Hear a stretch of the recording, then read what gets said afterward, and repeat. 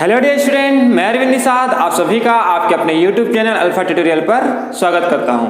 आज हम देखने वाले हैं क्लास 10 का हाइट एंड डिस्टेंस वाला चैप्टर जो कि है चैप्टर 10। और आज मैं बताऊंगा उसका बेसिक मतलब उसमें क्या होता है, एलिवेशन, एंगल ऑफ एलिवेशन या फिर उन्नयन कोण क्या होता है, या फिर एंगल ऑफ डिप्रेशन या अवनमन कोण क्या होता है। तो सबसे पहले बेसिक मतलब इंट्रोडक्शन चैप्टर देख लेते हैं, उसके बाद हम उसके एक्सरसाइज सॉल्व करेंगे। तो चलिए स्टार्ट करते हैं आज का क्लास।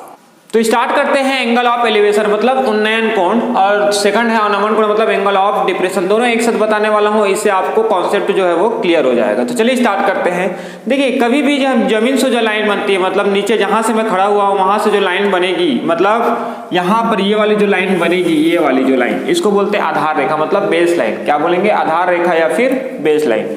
जैसे कि मैं यहाँ आपकी तरफ देख रहा हूँ, मतलब मैं आपके सामने मोबाइल में देख रहा हूँ, मोबाइल की तरफ मैं देख रहा हूँ, तो मोबाइल और मेरी आंखों के बीच में कोई एंगल नहीं है, सीधी सीधी रेखा है, सीधी सीधी लाइन है, उसको बोलेंगे बेस लाइन।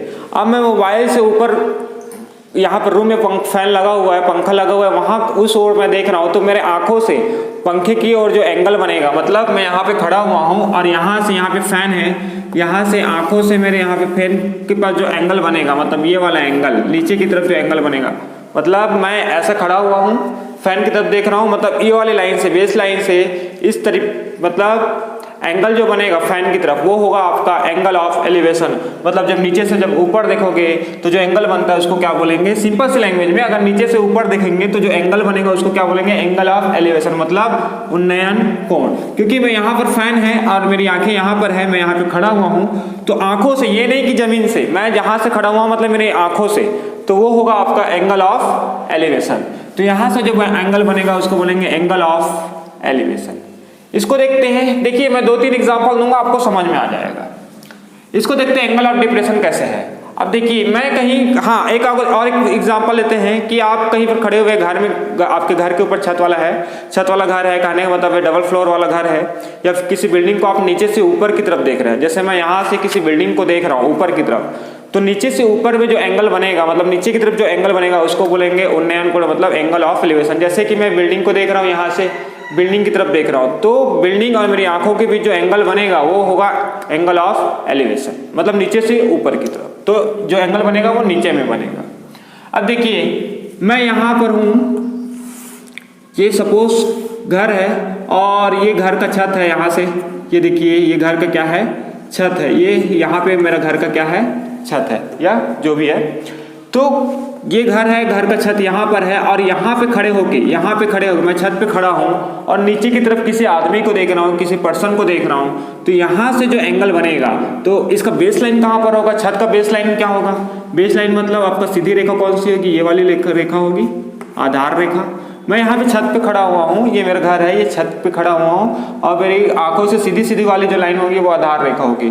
तो यहाँ से आप नीचे की तरफ अगर देखेंगे छत पे खड़े होके, जो ये वाली जो एंगल बनेगी उसको बोलते हैं एंगल ऑफ डिप्रेशन मतलब अवनमन कोण। मतलब जो ऊपर की तरफ एंगल बनता है उसको क्या बोलेंगे? अवनमन कोण। एक बार और अच्छे से समझा देता हूँ। अगर मैं नीचे से ऊपर की तरफ छत में देख रहा हूँ, या छत में कोई फ्लैग लगा हुआ है, झंडा लगा हुआ है, तो वो जो एंगल बनेगा नीचे से ऊपर की तरफ वो होगा उन्नयन कोण मतलब एंगल ऑफ एलिवेशन।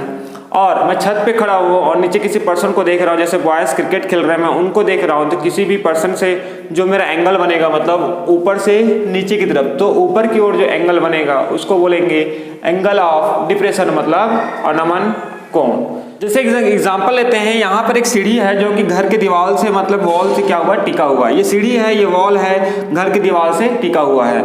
मैं बोलूंगा कि आपको क्या करना है? एंगल ऑफ एलिवेशन निकालना, मतलब उन्नयन कोण निकालना है। तो मैं यहाँ पर हमको क्या पता होना चाहिए? तो डिस्टेंस पता होना चाहिए और दूसरा हाइट। इसीलिए इस चैप्टर का नाम क्या पड़ा? Height and distance. हाइट पता होना चाहिए कि हाइट कितना है, और बेस मतलब ये डिस्टेंस पता होना चाहिए। सपोज मैं ले लेता हूँ यहाँ पे हाइट h ले लेता हूँ और डिस्टेंस ले लेता हूँ मैं यहाँ से है, क्योंकि सीढ़ी तो यहाँ है, तो इसको a नेम दे दीजिए और इसको b। तो मेरे को हाइट पता होना चाहिए कि घर का हाइट कितना है, मतलब सीढ़ी जहाँ पे है वहाँ से, मतलब बेस से सीढ़ी तक के हाइट कितनी है, और यहाँ से इधर मतलब डिस्टेंस कितनी है। यही तो हुआ हाइट एंड डिस्टेंस। तो यहाँ पर जो एंगल बनेगा वो क्या होगा? आपका एंगल ऑफ एलिवेशन। जैसे कि आपका यहाँ हाइट है और ये क्या है, बेस है। तो बेस और हाइट में क्या रिलेशन होता है, तो इसके लिए क्या फॉर्मूला लगाएंगे। तो बेस और हाइट का फॉर्मूला ये होता है कि अगर आप परपेंडिकुलर लेंगे, मतलब ये तो थीटा है, थीटा के सामने वाला क्या होता है, परपेंडिकुलर होता है, मतलब क्या होता है, लंब होता है।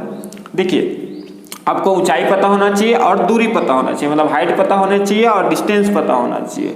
अगर ऊंचाई और दूरी में अगर रिलेशनशिप निकालना है, मतलब हाइट और डिस्टेंस में, तो यहाँ पर देखिए आपने पढ़ा होगा ट्रिग्नोमेट्री में कि tan थीटा क्या होता है, tan थीटा इक्वल टू क्या होता है, परपेंडिकुलर अपॉन बेस।